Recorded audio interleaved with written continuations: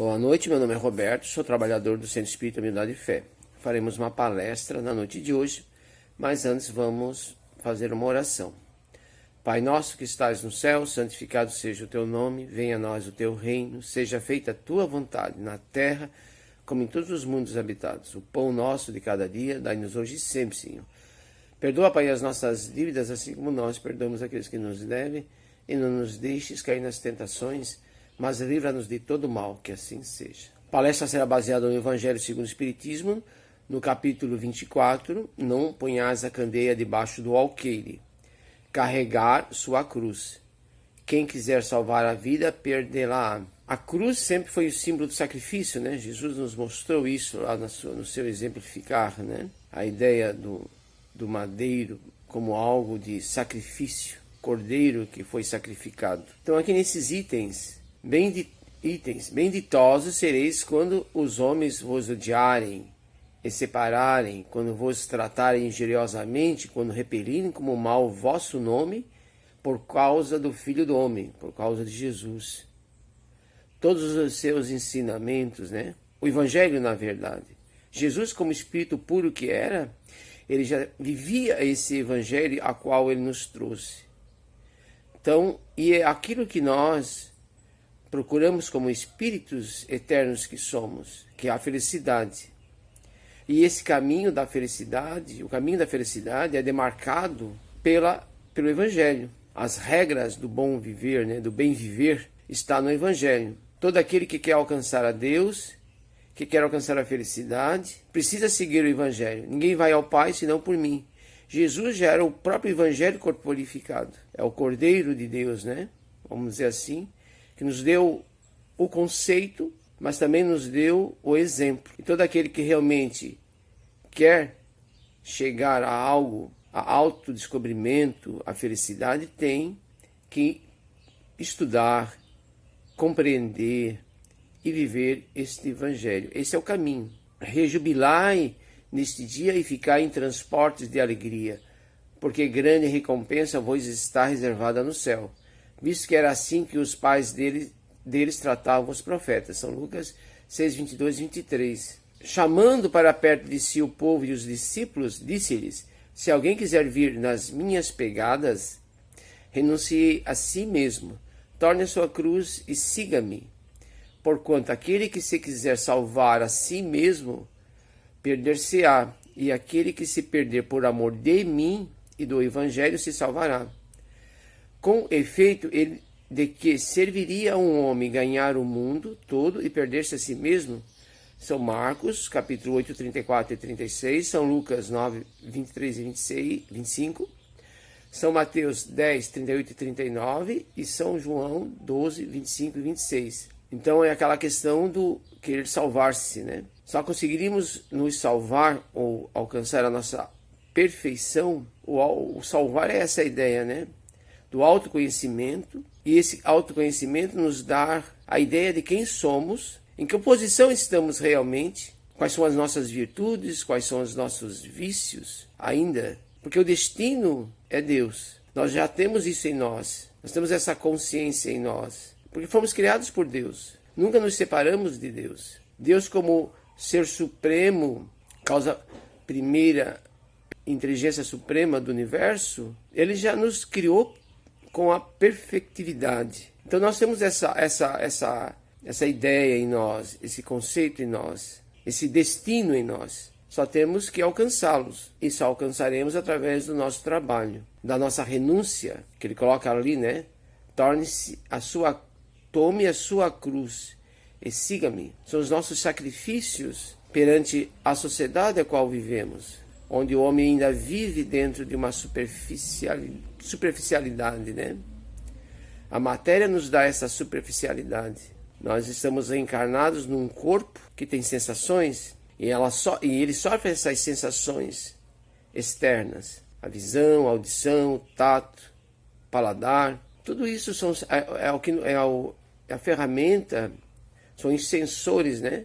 Que nos dão essa percepção no nosso dia a dia. E o que nos bate no corpo, nessas sensações, é a dor ainda, né? Por causa de uma doença, do frio, da fome, do toque em algo ruim, mas também temos as sensações na nossa memória de algo que nos fez bem ao paladar, aos olhos, à audição, ao tato. Então vivemos nesses dois sentidos, né? Essas duas leituras do mundo. E claro que aquilo que nos faz bem é o que vai nos atrair. Então tudo aquilo que a matéria nos traz de bom é a que nós vamos atrás. E ficamos fixados, iludidos por tudo que a matéria nos traz. E eu estou falando de uma individualidade. Mas vivemos numa comunidade. Todos os outros são iguais a nós, com as mesmas perspectivas, com as mesmas leituras. Então vivemos num mundo imperfeito, porque nós somos espíritos imperfeitos ainda. Temos essa dificuldade de compreender ainda quem somos, por que estamos aqui, para onde vamos, de onde viemos. Conseguimos fazer uma leitura razoável de onde estamos. E se aquilo onde estamos nos faz bem, nós estamos bem. Se nos faz mal, nos sentimos mal. Muitas vezes a sensação do acomodar, né, do estar bem, nos acomoda. Por necessidades de experiência na matéria, nós temos dentro da questão espírita, né, os princípios espíritas, né, Deus, a pluralidade da existência, a pluralidade dos mundos habitados, a comunicabilidade, a imortalidade da alma. Então, essas ferramentas nos dão uma ideia de quem somos, do porquê estamos aqui. E essa ferramenta, muitos de nós não conhecem. Vivemos no dia a dia, na terra a terra, nessa ilusão, dessas sensações que nos fazem bem ou nos fazem mal. Mas vivemos inseridos nesse mundo. Nascemos e vivemos sob a cultura do lugar ao qual vivemos, se somos ricos, somos pobres, se nascemos com doença ou não. Tudo isto nos faz ser o que nós somos. Essas ferramentas que eu falei, esses princípios espíritas, nos mostram que temos uma razão de estar nessa cultura, nesse corpo, nesse status social. A imortalidade da alma nos mostra que não é só essa existência a qual estamos passando, a pluralidade dos mundos. Existem muitas moradas na casa do meu Pai, são os lugares onde nós reencarnaremos, onde estaremos. A comunicabilidade dos espíritos nos vem trazer essa ideia da imortalidade, da pluralidade das existências. E a reencarnação principalmente, né? Que nos traz essa ideia que somos herdeiros de nós mesmos. Então, para nós alcançarmos essa felicidade, temos que labutar, trabalhar, nos autoconhecer, conhecer o próximo. Conhecer o próximo é muito fácil, porque somos nós mesmos, são reflexos de nós mesmos. Cada um dentro de um momento evolutivo, mas somos iguais, somos filhos do mesmo Pai, com as mesmas possibilidades. Uns já mais desenvolvidos, outros menos desenvolvidos. Desenvolvemos a inteligência, mas também desenvolvemos algo muito maior, que é a nossa moralidade, o nosso autoconhecimento de quem somos. Então, essas dificuldades que nós passamos, seja dentro desse status que eu falei, as nossas relações são as principais dificuldades a qual nós passamos enquanto encarnados. A nossa moralidade é a que mais nos prejudica, os nossos vícios, a evolução. O interesse pessoal, muito mais ainda. Já podemos ter alcançado várias questões morais, mas quando bate o interesse pessoal, aquilo ali nos derruba, pode nos prejudicar uma encarnação inteira. Essa cruz a qual ele coloca ali é esse sacrifício entre estar na matéria ou estar no espírito. É viver essas ferramentas, esses princípios espíritas. Nós espíritas já não podemos mais negar que não conhecemos. O espírita não tem mais essa justificativa e essa desculpa de não conhecer, porque já estuda, já lê. Nós, palestrantes, muito mais nos é cobrado, porque estamos repassando um conhecimento. Temos que ir lá nos livros para poder fazer uma palestra. E sabemos, muitas vezes, assuntos que a gente não tem muita profundidade de conhecimento. Para uma palestra, a gente tem que ir lá e estudá-lo. Então, já começamos a ter esse conhecimento. Não somos mais leigos. Podemos ainda não viver. Podemos ainda não ter aquela experiência que aquela pessoa passou naquele ensinamento. Mas já temos o conhecimento intelectual. A inteligência vem em consequência do aumento da nossa inteligência, né? Vem em consequência dessas dificuldades. Às vezes é um esposo que tem dificuldade, uma esposa, um filho, um pai, uma mãe, um amigo, um colega de serviço. Essas nossas relações que nós temos. E também temos vários papéis: pai, mãe, filho, chefe de um trabalho. São esses os nossos papéis. Responsável por uma religião, no caso do espiritismo, né? O presidente, o vice, o palestrante. São os vários papéis que nós, em alguns, temos já desenvolvido, em outros menos desenvolvidos. Mas são essas relações, são esses papéis que nos fazem evoluir. E temos que seguir para podermos realmente alcançar essa felicidade a qual nós tanto queremos. Temos que passar por essas experiências. É como a gente sempre coloca aqui, nós somos diamantes que são lapidados. São as pedras de rio que são lapidadas e são deixadas lisinhas. Essas vicissitudes, elas nos fazem isso. Elas nos favorecem a isso, porque não são castigos. São momentos que nos servem como trampolim no nosso processo evolutivo. Temos que passar por essa dificuldade. Não tem como não passar por essa dificuldade. Tem na questão 895, que eu tinha conversado até antes um pouco, né? A questão 895. Postos de lado os defeitos e os vícios acerca dos quais ninguém se pode equivocar, qual o sinal mais característico da imperfeição? Aquilo que nos mais prejudica, aquilo que nós mais temos que evoluir, nós temos que aprender, mais sacrificar dentro dessa questão, dessa imagem que é a cruz, né? O interesse pessoal. Frequentemente, as qualidades morais são como um objeto de cobre, a duradoura que não resiste à pedra do toque. Pode um homem possuir qualidades reais que levem o mundo a considerá-lo homem de bem. Mas essas qualidades, conquanto assinalem um progresso, nem sempre suportam certas provas. E às vezes basta que se fira a corda do interesse pessoal para que um fundo fique a descoberto. O verdadeiro desinteresse é coisa ainda tão rara na Terra que quando se patenteia, todos o admiram como se fora um fenômeno. O apego às coisas materiais constitui sinal notório de inferioridade, porque quanto mais se aferra aos bens deste mundo, tanto menos compreende o homem o seu destino. Pelo desinteresse, ao contrário, demonstra que encara de um ponto mais elevado o futuro.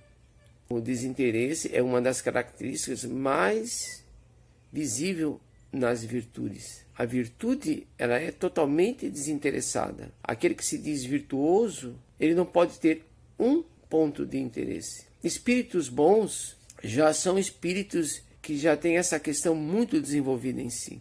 Espíritos puros já não tem mais nada disso. Espíritos bons, que não é o bom que nós achamos que é o bom, né? Como ele coloca aqui, né? A considerá-lo homem de bem. Nós nos consideramos homens de bem, mas nós estamos muito longe de sermos espíritos bons. Em certos momentos fazemos o bem, em certos momentos fazemos o mal. Pela nossa ignorância, da onde está o bem, da onde está o mal. A inteligência vem antes, para nos mostrar, porque daí a consequência é o desenvolvimento da moral. Aí as virtudes, elas surgem, mas temos que conhecer. Mas não somos ainda espíritos bons, no sentido bom. Porque o espírito bom não tem nem mais nenhum pensamento mal. Ele só pensa bem do próximo. Ele tem provas ainda para passar, mas expiações ele não tem mais. Espírito puro não tem nem expiação, nem tem provas. Nós, espíritos imperfeitos ainda, muito viciosos, muito ligados à matéria e às necessidades que esses sentidos nos trazem dessa matéria, do paladar, das coisas, de ver as coisas boas, de escutar as coisas boas, que nos trazem esses interesses pessoais, né? Então é aquela coisa gostosa que a gente gosta, que nos faz bem para a visão, aquelas palavras que nos estimulam o orgulho, o egoísmo, o tato das coisas suaves, que muitas vezes nos desfavorece. Temos que ter isso muito consciente em nós. Temos que desenvolver isso em nós. Temos que exercitar isso em nós. O espírito puro já não precisa mais, não sofre mais essas dificuldades. Teve um palestrante que colocou que o espírito puro nem erra mais enquanto está encarnado. Nós ainda imperfeitos erramos muito por essa questão do interesse pessoal, do orgulho e do egoísmo. Nós somos muito, muito orgulhosos. É só nós observarmos numa relação, na interatividade com alguém, seja com a esposa, com o filho, com o chefe, com o pai, com a mãe. Muitas vezes o pai e a mãe, a gente, como respeito, existe uma cultura, né? Às vezes a gente deixa até de passar muitas coisas. Mas nossas esposas, que vemos dentro de certas culturas, né, machistas, ou nossos filhos, que achamos que somos donos deles. Então essa questão do orgulho e do egoísmo surgiu com muito mais força que nos achamos.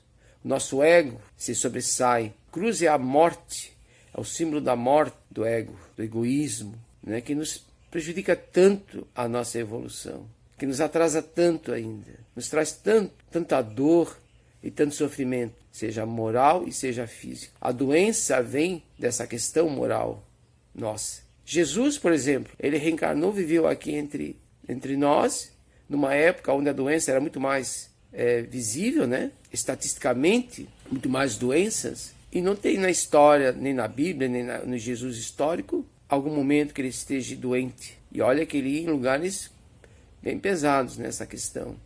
Ele nunca adoeceu, porque o moral dele já era de espírito puro, podia ter contato com qualquer pessoa que não adoecia, porque a missão dele não era essa também, né? Também não era essa, era outra. Ele passou rápido por nós aqui. Mas espírito puro, ele já não sofre tantas dificuldades, influências da matéria, seja elas quais forem. Então esse nosso ainda egoísmo, nosso orgulho ainda nos traz muitas dificuldades. Quando a gente realmente tem um interesse evolutivo, quando nós realmente queremos evoluir, mesmo de verdade, quando a vontade é maior em nós, tudo vem nos favorecer. Os espíritos nos favorecem. Os espíritos desencarnados, né, nos favorecem. Jesus conclama o cristão, nessas frases que eu tinha falado anteriormente, lá no início, né, como em outras, a vivência evangélica, em qualquer lugar, com sinceridade, com naturalidade, mesmo entre pessoas incapazes de entendê-las e aceitá-las, mesmo recebendo zombarias, críticas ou injúrias. É necessário que os valores espirituais sejam considerados acima dos valores materiais, sacrificando esses em favor daqueles. Os que se esforçam por vivenciar os ensinos de Jesus na sua pureza, na sua coerência, na sua sabedoria, não têm receio do mal exterior, porque confiam no amor e na justiça do Pai, que dá a cada um segundo as suas obras, segundo sua maneira de sentir, pensar e agir. Se alguém me quiser seguir, negue-se a si mesmo e tome a sua cruz e siga-me. Tomar a cruz é aceitar a lei de causa e efeito, é respeitar essas leis divinas. Porque todos nós que vivemos enquanto encarnados ou mesmo desencarnados, sofremos as influências dessas leis de Deus. E quando nos afastamos delas, nós sofremos. Essas leis, elas não vêm para nos prejudicar, nos fazer mal. É para nos evoluir. É a forma, é o caminho correto de chegar ao Pai. O Evangelho que Jesus nos trouxe foi essas regras, né? Essas leis que o Espiritismo nos traz agora, porque o Espiritismo nos aprofundou essa ideia do Evangelho, dos conceitos de Jesus, né? De caridade, de perdoar ao próximo, das nossas vivências externas, né? A nossa vivência interna é conosco mesmo. As nossas vivências externas é com o nosso próximo, com aquele que está nas nossas relações diárias. Então, Jesus nos trouxe através do Evangelho, o Espiritismo, essas leis, amor, justiça, amor e caridade. É através da caridade, que é a principal virtude e a caridade mais desinteressada, é que nós alcançaremos a nossa felicidade. Esse sacrifício que nós temos que ter em deixar o homem velho para trás, o egoísmo e o orgulho, para trás. As nossas relações, elas são importantes também, porque é através das relações que vamos nos conhecer e conhecer ao próximo. O autoconhecimento só ocorre dessa forma. Se queremos realmente carregar a nossa cruz, porque o carregar a cruz também tem uma ciência. Temos que saber carregar essa cruz, né? Porque estamos sofrendo. É muito mais fácil carregar essa cruz quando sabemos por que estamos sofrendo. Quando eu falei dos princípios espíritas, eles vêm nos ensinar e nos mostrar por que sofremos. O sofrimento não é algo de graça, sem um motivo, sem uma razão. Ele tem uma razão de ocorrer o sofrimento que nós passamos. Então, no momento que nós aprendemos a vivenciá-lo, a aceitá-lo, nós vamos evoluir com muito mais rapidez. Essas ferramentas, os princípios espíritas, nos favorecem a esse caminhar. Sabemos por que estamos aqui, né? Essas nossas relações tão difíceis, muitas vezes, de pai para com filho, de filho para com pai, esposo e marido, né? Os filhos, as nossas relações no trabalho, na sociedade em geral. É só hoje a gente abrir um jornal, escutar um jornal, que a gente vai perceber o quanto temos de dificuldade nas nossas relações, quantos crimes. E se foram lá observar, dentro daqueles crimes que ocorrem, o assassínio, vamos pensar assim, né? Que é uma destruição, que é uma das leis de Deus. Mas não a destruição no sentido que nós façamos a morte, né? Não é essa. Isso não justifica. Mas essa lei, essa justiça que estão lá nas leis de Deus, né? Ela nos mostra o caminho correto de chegar ao Pai, de entender e vivenciá-lo. As leis de Deus, temos que segui-las. A caridade, a mais desinteressada caridade, é a principal virtude a qual nós temos que desenvolver em nós para alcançarmos a Deus, para sermos felizes. Até ele coloca aqui, né, mais para frente, aqui, o homem de bem. O verdadeiro homem de bem é o que cumpre a lei de justiça, amor e caridade, que é as leis de Deus, né? Na sua maior pureza. Se ele interroga a consciência sobre seus próprios atos, a si mesmo perguntará se violou essa lei, se não praticou o mal, se fez todo o bem que podia, se desprezou voluntariamente alguma ocasião de ser útil, se ninguém tem qualquer queixa dele, enfim, se fez a outra em tudo o que desejara lhe fizessem. Deposita a fé em Deus, na sua bondade, na sua justiça e na sua sabedoria.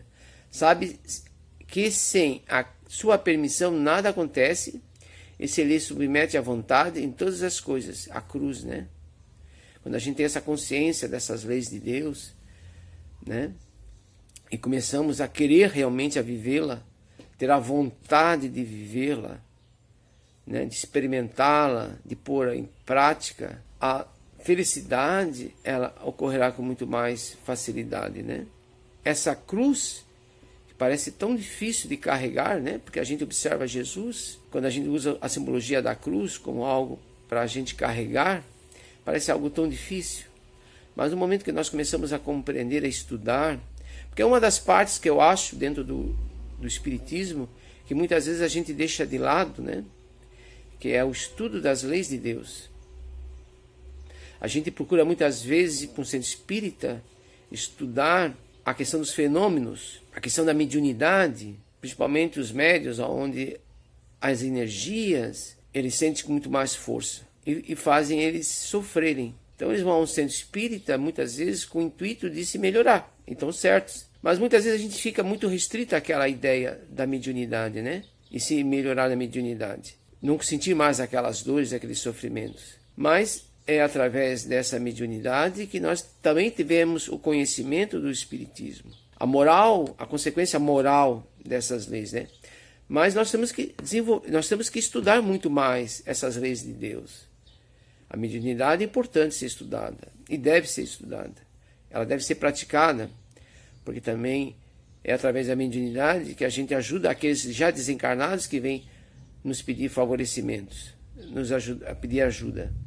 No centro espírita tem os trabalhos mediúnicos, onde muitos desses espíritos se manifestam pedindo ajuda. Mas se nós não procurarmos estudar em nós essas leis de Deus e no próximo, nas nossas relações, não nos bastará só isso, a mediunidade, né? Temos que estudar realmente, temos que aprofundar. Muitas vezes a gente vai para um centro espírita procurando a questão do fenômeno, mas realmente o que a gente tem que procurar é essa nossa reforma íntima. A nossa modificação é desenvolver as virtudes da caridade, da humildade. A humildade é uma das virtudes mais importantes também que temos que desenvolver em nós. O orgulho nos prejudica muito, nas nossas relações principalmente, né? Ela nos afasta, muitas vezes, daquelas pessoas que são importantes para a nossa evolução. Mesmo que essas pessoas muitas vezes nos façam mal, a gente tem que compreender e viver aquela pessoa, ver naquela pessoa as questões de bem, porque ela também tem já virtudes desenvolvidas nela. Muitas vezes o interesse pessoal é muito forte nela ainda, né? Mas já tem muitas coisas boas já alcançadas por ela. Da mesma forma nós. Eu estou falando do próximo, mas temos que pensar em nós, né? Nós também. Quanto mal já não fizemos para os outros e achamos que estamos fazendo bem. Eu sempre coloco aqui aquela questão, né, da inteligência, do sentimento e da vontade. Não basta apenas eu saber onde é que está o bem e onde é que está o mal. Eu tenho que ter o sentimento de indulgência, de benevolência, de perdão para aquele mal que eu estou vendo. Porque aquele mal que está vindo para mim é de alguém que está numa ilusão. Não compreendeu a si, nem a Deus, e nem ao próximo. Não vive essa lei de Deus. Então qual é o meu papel? É ajudá-lo a evoluir. Essa é a minha parte dentro da obra de Deus. Ajudar o próximo também a evoluir. Estou ajudando a Deus nessa sua obra. Quando eu ajudo o meu próximo, meu irmão. Os consanguíneos é muito mais fácil, né? Fomos criados juntos muitas vezes e é muito mais fácil a gente perdoar um irmão. Casos raros não acontece isso. Mas ao próximo, aquele que não convive na nossa família, é muito mais difícil. Mas ele é um irmão como nós. Ele é um filho de Deus como nós, com as mesmas dificuldades que nós temos. E esse é o nosso papel. Nenhuma das minhas ovelhas se perderá. E Deus não precisa agir diretamente para não perder aquela ovelha. Nós também fazemos parte, podemos ser esses pastores. Deus nos dá essa tarefa, né, como pastores. Jesus era um pastor, né, que veio nos favorecer, nos mostrar o caminho correto, né? Então nós também na nossa parte podemos ser pastores.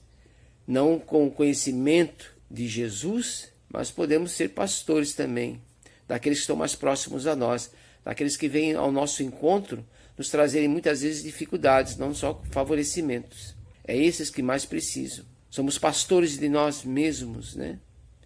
Dentro das nossos vícios ainda, nosso orgulho muito forte, nosso egoísmo muito forte ainda, né? Temos que ter isso muito desenvolvido em nós, consciente em nós. Aí ele tem mais um pouquinho aqui para frente ainda.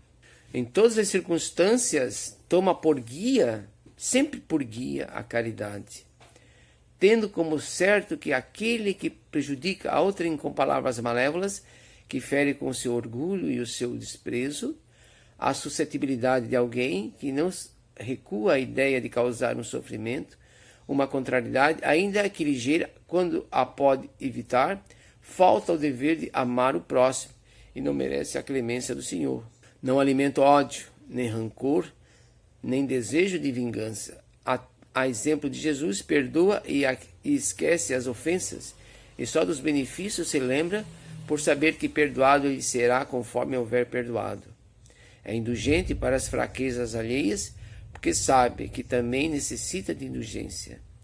E tem presente essa sentença do Cristo: atire-lhe a primeira pedra aquele que se achar em pecado. Nunca se compraz em rebuscar os defeitos alheios, nem ainda em evidenciá-los. Se a isso se vê obrigado, procura sempre o bem que possa atenuar o mal. Então essa é a nossa tarefa, né? Como filhos de Deus, também da nossa parte, essa nossa cruz, né, que temos que carregar, que é sacrificar as nossas vaidades, nosso orgulho, nosso egoísmo, em prol desses outros irmãos nossos, que também, como nós, estão tão ignorantes das leis de Deus. Já sabemos alguma coisa? Não nos iludamos, né? Nós espíritas, por sabermos e termos recebido essa doutrina em nossa vida. Não nos iludamos, porque não basta apenas o conhecimento, temos que também ter o sentimento e temos que ter a vontade. Temos que viver esse conhecimento que nós recebemos. Essa cruz que nós carregamos a todo dia e todo momento. Quando nós compreendemos esse espiritismo, essa doutrina, ela se torna mais leve. Todo aquele que compreende as leis de Deus, a sua cruz se torna mais leve. A cruz física que Jesus carregava, ele precisou de alguém para ajudá-lo, porque estava muito pesada. Mas a cruz de estar encarnado, de ensinar, de passar por aquelas dificuldades, era muito mais leve. Ele sofreu, tanto quanto nós sofreríamos. Mas ele sabia por que sofria. Ele precisava reencarnar para nos favorecer, para dar o exemplo. Essa era a missão principal de Jesus, né? Como governador do planeta. Ele precisava reencarnar para trazer o Evangelho para nós. Da mesma forma que nós precisamos reencarnar para aprendermos e favorecer ao próximo, levar o Evangelho ao próximo, não na magnitude de Jesus, é uma célulazinha pequenininha que nós fazemos a nossa parte, né? Não é uma missão, é uma tarefa, mas temos essa necessidade, esse dever para com Deus em ajudar o próximo, em ajudar aquele que precisa. Essa é a nossa tarefa, é a nossa cruz, né? Como Jesus teve a sua missão, nós também temos a nossa missão, menorzinha, mas temos, que às vezes é só dentro do nosso próprio lar, já ajudando o nosso lar, dentro da nossa casa, na nossa família, já nos ajudaremos bastante. Aqueles que precisam educar bem os nossos filhos, respeitar a nossa esposa, respeitar nossos filhos, que nós só damos para eles um corpo físico. Eles são espíritos como nós não somos donos deles, apenas temos o dever de ajudá-los a evoluir. Eu agradeço a atenção na noite de hoje, sempre lembrando, se for precisar sair de casa, usar um EPI, uma máscara, uma luva. Se for usar luva, porque a luva te protege, lavar ou passar um álcool gel quando for tocar em alguém, para não prejudicar essa outra pessoa, porque você estará com a luva contaminada, se você não lavar ou passar um álcool gel. E o álcool gel, a gente tem que passar o álcool gel 20 segundos para eliminar o micro-organismo. Não é só passar o álcool gel e já está eliminado. É 20 segundos. E o sabão é 40 segundos. Temos que ter isso. Um pouco de conhecimento em saúde. Então, mais uma vez, eu agradeço a atenção e uma boa noite.